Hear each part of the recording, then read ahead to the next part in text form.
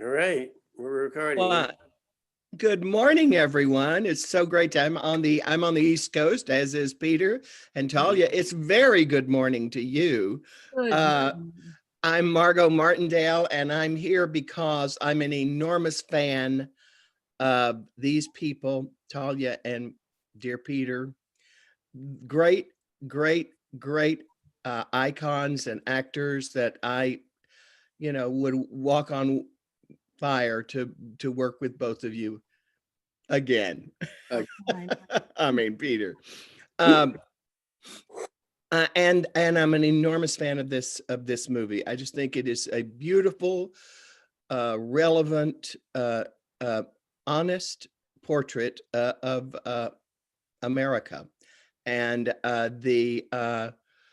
the relevance it has to these times in this pandemic are just huge. And I know that wasn't even intentional. It just happened that it is. And the movie to me is about the loss or the dignity of usefulness, and the loss and the pain of the loss of that, and the need, and also it's about hope, which everybody needs. I mean, Peter plays, Peter, why don't you say who you play, and Talia Shire, Peter Gerety. These two great actors, great actors. Peter and I had the great pleasure of playing his wife for, seems like ancient years, but it felt like 10 years, but it was really on screen only 3 years. Yeah. Or 4. 4 in the work. A long marriage. It was a long marriage. Long marriage. Excellent marriage. I loved you two together in that. I just loved it. Well, I loved you two together.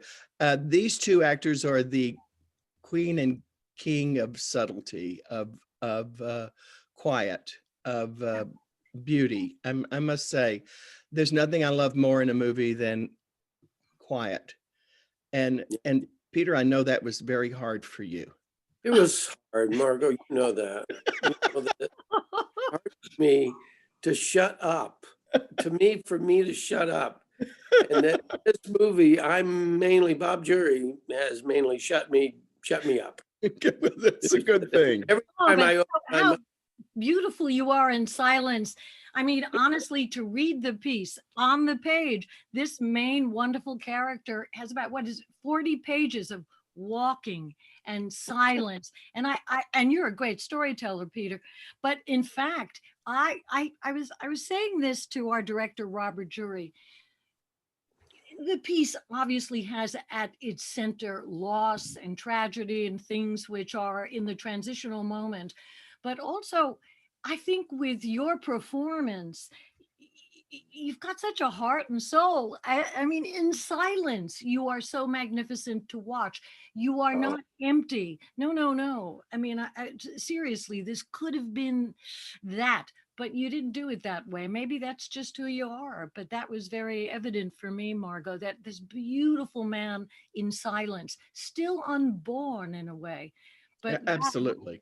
To watch you, gee whiz, come on, beautiful. Well, that's really an interesting way of putting it. The unborn, the notion of being, of searching for who you are after you become, exactly. and because of the loss that you mentioned, and the constant wrestling with, what's my degree of guilt, or what's my degree of pain, grief, and how do you come out on the other end of that? You think of the caterpillar. What kind of pain does it take the caterpillar to morph into a butterfly? I mean, we don't know what's involved there. Not that they become butterflies, but elderly butterflies. Very much so. But I mean, that transformation, but the language of loss is in your walk. The language of loss. It was beautiful to see. Oh, Talia, that's beautiful. That's a beautiful way to put it.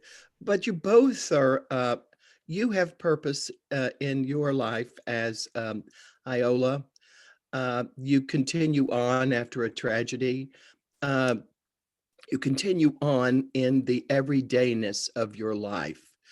And Allery, Peter, he continues on because he has to. He has to make up how to continue on because he doesn't know anything else. And I think that his way of not dealing with your tragedy was to just to go to work. It's and Robert Jory, Robert Jury wrote the most beautiful script. I was very curious and directed so beautifully. There's not one false note in this movie. It is so honest and pure, and I cry at every turn. I mean, I cry at every turn. And Billy Brown, what a great part that is. Starbuck, from The Rainmaker, spinning hope. But what a great gift he gave everybody in this, and without, just because of his insanity, I guess, his mental illness. He needs to be on a high. But it's this interesting thing because Billy, we discover, is bipolar and also inspired. And that's a scary thing. Are you bipolar or are you inspired? Yes. Somewhere in between is a truth that is so pure, it's almost hard to feel. And that's what you see with Billy. You see Billy's transformation. And so he becomes the great heart generator that is able to put us together. I thought, Peter, allow you to have that transformation. While this factory is dying, this factory is being born. So it's fascinating. It's interesting. When we meet his wife late in the film, just played by a wonderful actor, and that thing that we found, Margo, with all of the supporting cast.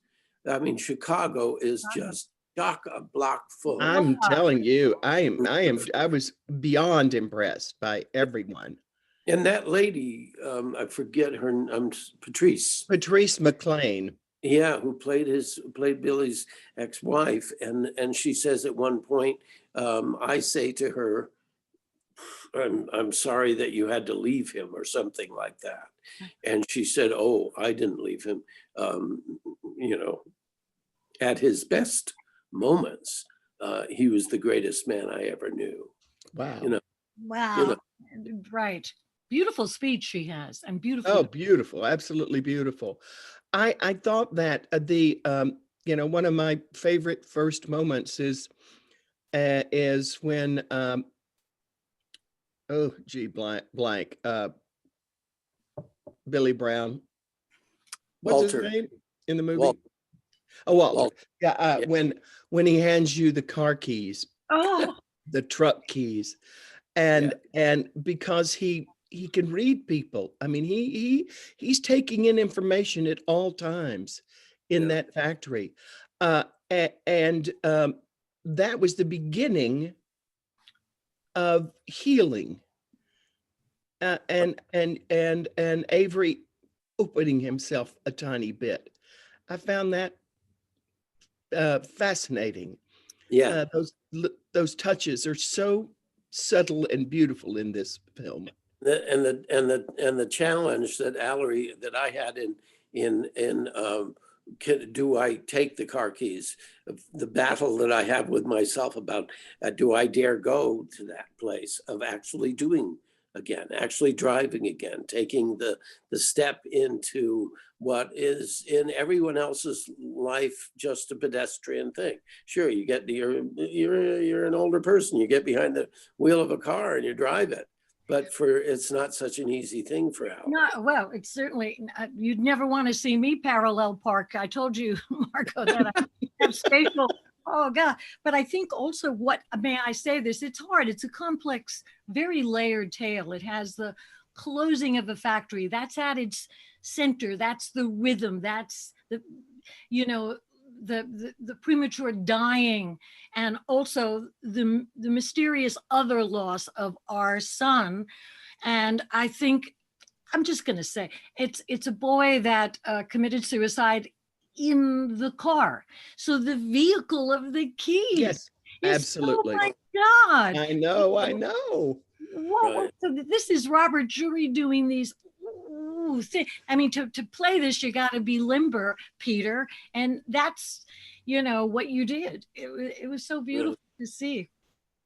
And there was something that you say to Peter in, let me see if I broke that down, that, oh yes, which I found just so simple, but you said, what you do is you just disappear. That's what you do. That's what you do. Just don't disappear. Right. On Walter. No, right. I mean, just it's chock full of all of this. I mean, I want everybody to keep talking, but one of the things that I find very hard to do when you get a script that you love, and you know, something you want to play, something you want to do, a world you want to be in, and the person who wrote it and is directing it, who I've fallen in love with, may I tell you, Robert Jury, has never directed anything. Now, how do you decide that you can step into this world and that you can trust what he does? I mean, you know, it's a fascinating thing for actors to get scripts and to make those decisions. I've sometimes said no because of that, loving a script. Oh, really? Uh-huh. Out of fear of the bigness of it, and not and worrying about not being led properly. Yeah. Or that it's edited out. You know, it's a strange thing because the next process is post-production. So a new director can be great on the set, maybe, and somehow loses himself or is overwhelmed in that last part. Yeah, you have to trust the director all the way through those 3 parts. Talia,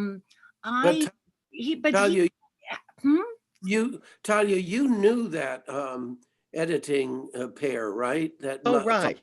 They're from Rocky, right? I knew yes. This is a father-daughter. I knew the father, Morgan and now no. So I knew there was a good team, but you're absolutely right. You know, how do you trust a first-time director? Because it is a surrender. It's a surrender. You gotta surrender. But you could feel on the page, could you not, Peter, that something was unique here?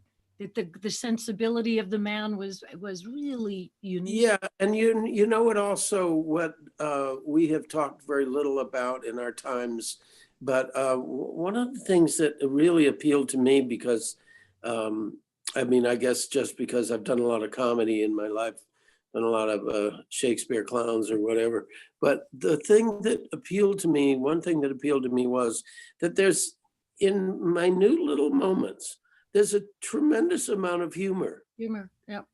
In this script. It's written into the script. It's like, you know, him sharing a donut, or the little scene that we have with that minister. Minister. Oh, God. Yeah. It's like, and you just leave. I just leave. Really? Would you excuse me for a minute? Sure. Yeah. You know, or minister is.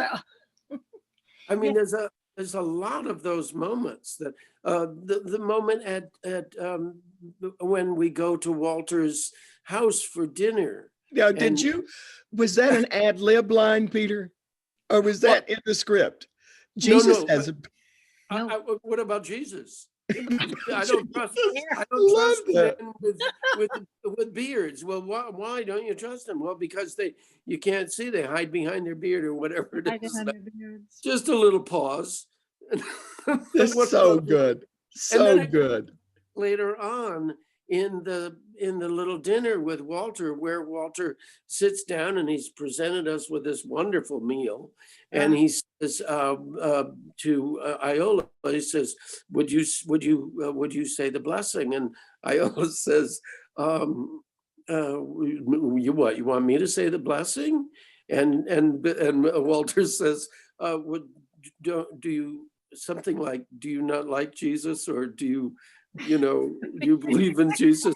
And there's the camera is on Talia and me, and you just see there's this moment where I'm kind of like grinning to myself, because of the little moment that we had outside in the door. I mean, there's just these tiny little moments of humor that that take the edge off, or not really take the edge off. They actually kind of magnify and add to the sense of loss and pain and grief and all of that. And potential, always the potential Yeah. of what could be, which is always right there. That's hard to do.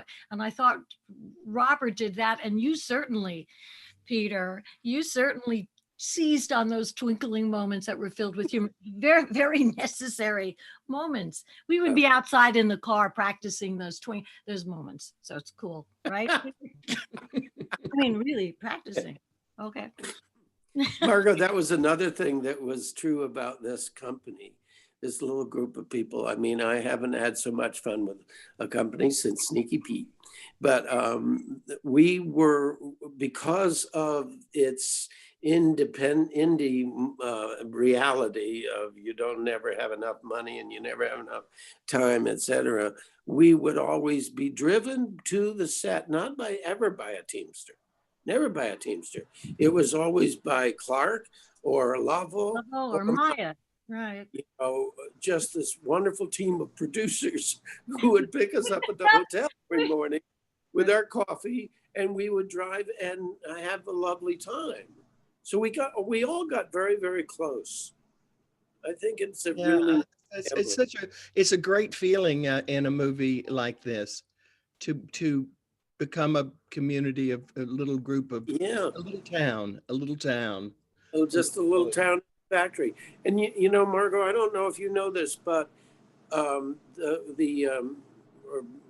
maybe Bob should say about this, but in any case, the factory was a plastics factory that he found, and he ran it by, and it kind of became the next character in the film, really. Okay. And it was run by a manager who just did everything that he could possibly do to help us. It was so sweet. Brian, yeah.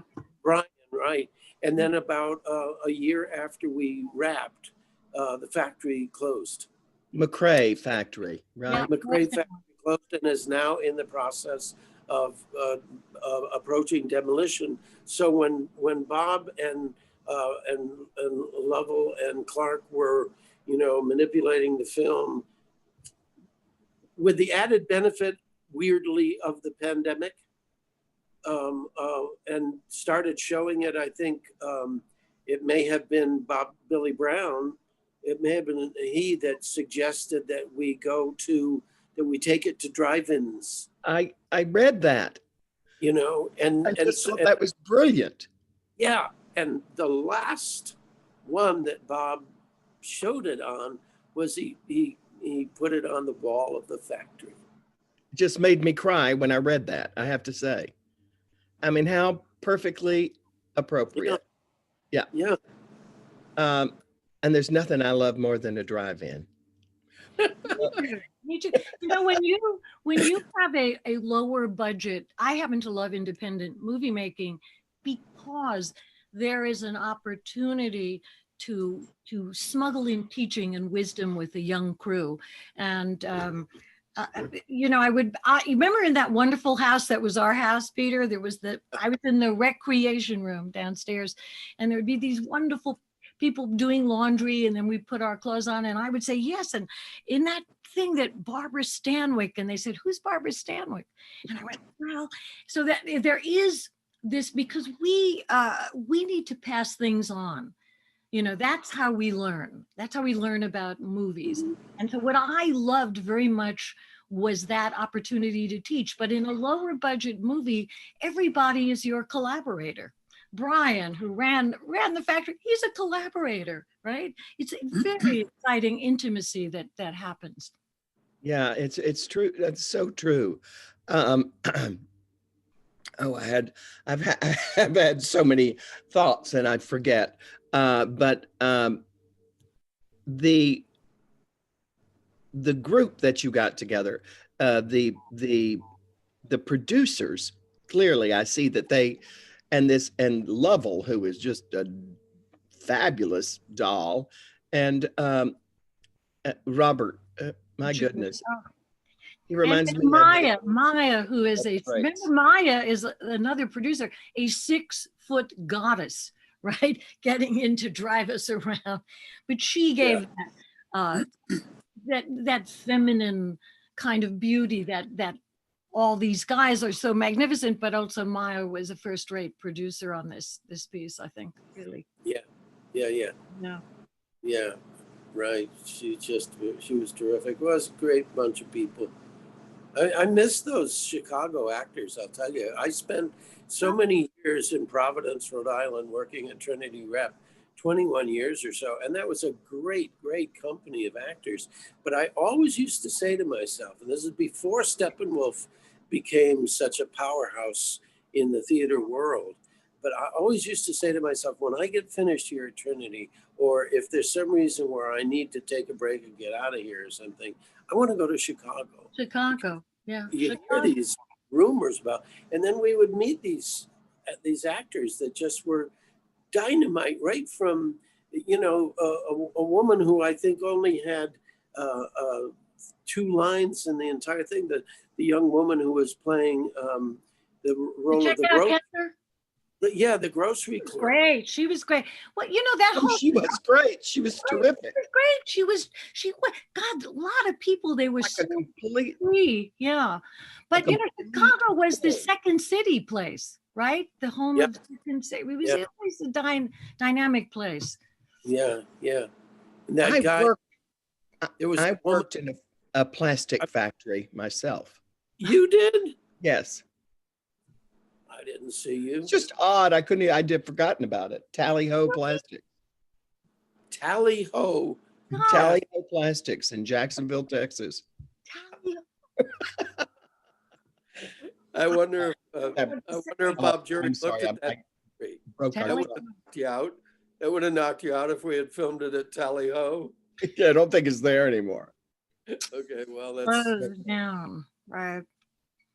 Wow. You know, because those factories, I mean, what did you make at Plastic Factory? We made, I think, fronts to air conditioners. Yeah. And handles of cap pistols. Cap pistols. Cap pistols. Yeah. It is Texas, you know.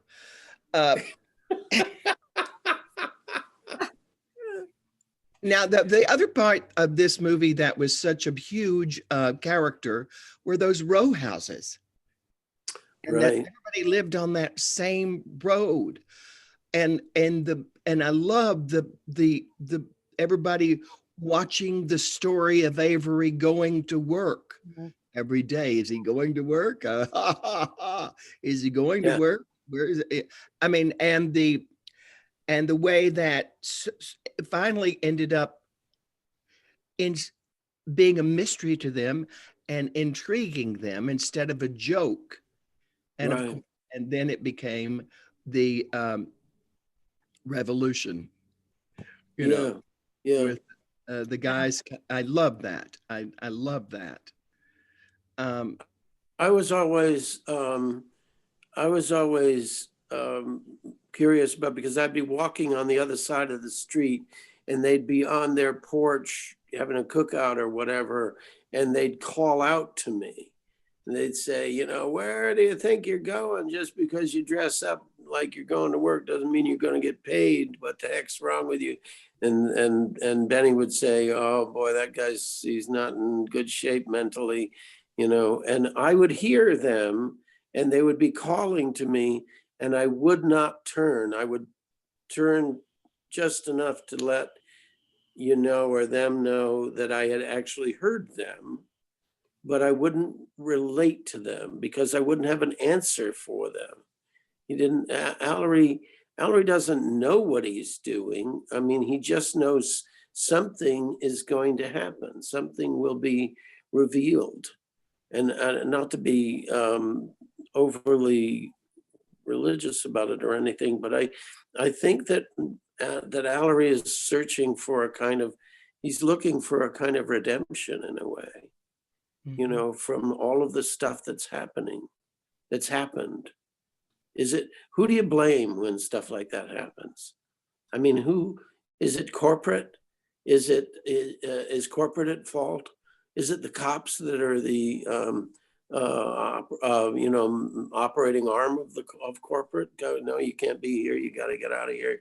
Don't make me come and get you again. Is it the factory manager? I heard an interesting, well, that's political anyway, but you know, is it the factory workers? Did we not do a good enough job? Did we not work hard enough to make our little plastic reflectors that go on the back of bicycles or whatever it's to be? There's some sense of guilt that doesn't have anything to do with the son that, or maybe it does, the son that Iola and I lost. But it's like when everything is falling apart, when the center is not holding, to what extent do you blame yourself? So I'm not interested in engaging in small talk with my fellow community, my fellow workers who are also in pain, who also don't know what to do with the rest of their lives. What do you do with the rest of your life if you're a family man or you're a middle-aged person or whatever? And there's a gentleman in the factory who, when kind of push comes to shove, he says, look, I can't do this anymore. I can't do it. I got to have a job. The level of desperation or the level of need is so powerful in this community. Who do you blame? Well, greed. I think it's, you know, you say blame, who's responsible? Greed, you know, and maybe your wife was greedy with the love of her son. I don't know either. It's a fascinating thing you say, but somewhere you're right. It's a spiritual walk you're taking, you know, you are searching. And so were they on that stoop, you know. Sure. Unbelievable. Everyone was searching for an answer. Yeah. And it takes Walter to come up with these little moments, like the keys, like I can get you in that. Here's the keys to the truck, but also I got the keys to the factory. I can get you into that factory. Right. And he doesn't know the end game either. All he knows is he's got the answer to this moment. He knows he knows the need for hope. That's what he knows. And wow, there's nothing greater than that. Yeah, it was a great gift that he gave you. I love the fact that Avery sat by himself. Now, that's what he always did. He didn't sit with the guys. He never was that guy. Ever. No. And he sat alone. It says so much to me that he didn't, it almost, and you knew it wasn't out of that he had any idea that he just didn't know how to be that man. Ever. Not ever. And yeah. And that's a fascinating character to not know how to be that man. Yeah. So he never really this is the only way he could become who he is. And the fact that you guys find each other again is the most beautiful thing in the world. Yeah. But it's because you have a wife that knows you so well, Iola, and doesn't and says, you know, basically, if you don't show up, I'm done. She makes that declaration, and she's clear, and it's true. And she's clear. It's true. She's very clear about it. There's the other character in the movie, the music, which I think is just fabulous. David Gonzalez, composer. And the end of the movie is just, of course, a treat. Margo, have you ever danced with Peter? Yes. It was, Yes. Yeah. well, yes, but it's a beautiful dance, and this becomes a love story. How can I have to say, Robert Jury, how does a movie that deals with this transformation, I'll use that word, of jobs, joblessness, loss of a child, become a love story at the end, right? Let's just say Robert No, Jury is somebody to Yep. to seek out, to look for, to hope you're in his next movie, Robert. Yes. I hope you're all hearing that, right? This won't surprise you, Margo, but I have a little, the hitch in my step was not manufactured. I have balance issues. Really? And so, yeah, really. And so I went to this, when I was home one day before we started in New York, I passed one of those kind of hopeless little Miss Nancy School of Dance. And I went in, and there was a guy teaching a young woman how to do something, a tango or something. And she left, and I asked the guy if he would just show me just one move, anything, one or two little moves. And so then when Talia and I got to that, what was it called? The Starlighter Cafe or something, this little kind of semi-Mexican cafe at the end. And I said to Talia, you know, I mean, I'm practically, I could fall down. So she says, "Oh, I'll help. I'll hold you up. Don't worry, I'll hold you up." And then I said, "But I do know these two little moves. Right. So I'll do the moves." And she said, "Okay, you do the moves and I'll hold you up." So that's what's happening. That was when it turned. Now we turn. Okay, Peter. And then now we do, okay, Peter. And then we would do, but we would do a little spin. Right, to twist. But you would like it, I would hold you. Right. And at the end of the spin, I'd be like, "Whoa." And she'd go, I got you. But she doesn't know anything about no spin. Talia is not a spinner. No. He's a dancer. Dance But I held you up. And you know, it was interesting. It was an interesting, was that a tango? I guess. I don't think any tango master would call it a tango, but that was. I don't know what it was, but it was. it's related to the tango somehow. It was a lot of fun. Obliquely. Yeah. Now let me ask you, where do we? So, but listen, Margo. Yeah, go ahead. So in that dance moment that you like, the laughter that's coming from me and Talia is real. Of course. That's the dynamic of it. Go ahead. That's just great. Where can people see this movie now? I couldn't find where. Is it on like Fandango and a bunch of stuff? Well, I think it is being streamed. I can't tell you exactly where. I would think it's on streamed. It might be being streamed on Amazon. I don't want to just. Yeah, I should have looked that up. I did not. I can't do it at the outside of my house in a week. We're gonna all drive around outside. We're gonna do drive-in. We're just gonna project it on the back of my house. Okay. That sounds great. That sounds great. Peter and I are gonna dance for you guys. Yeah, we're gonna dance as a little intro. Yes. I think that we ought to.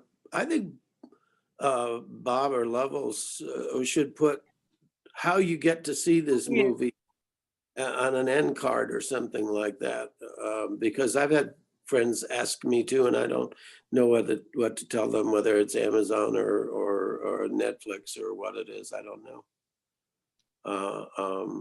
But I did go into the hotel that I'm staying at, which is very nice. They're very nice people. I don't want to say anything about them. No, But don't say where you are, Peter. no, but I got in late the other night. I got in at 4 a.m.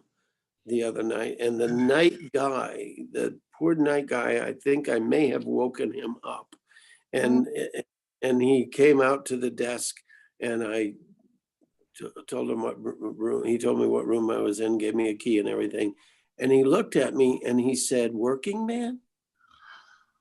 Wow, Oh, And I had a mask on.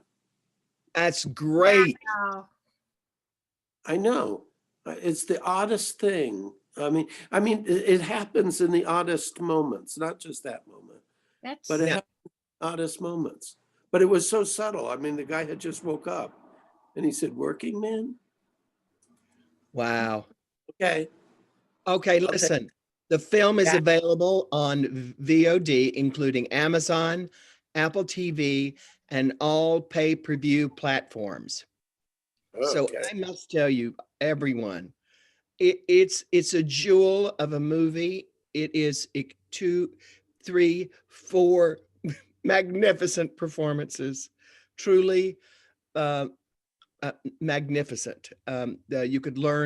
You can learn how to act from watching these people. I always tell Peter that I thought I was subtle until I met him. And then I thought, oh dear, I've got to step up to the plate here. Oh, Margo, I miss you. I'm kind of wrapping it up, I guess. Is that fine for everyone? Would you, both of you, like to say something in closing here? Because I've said as much as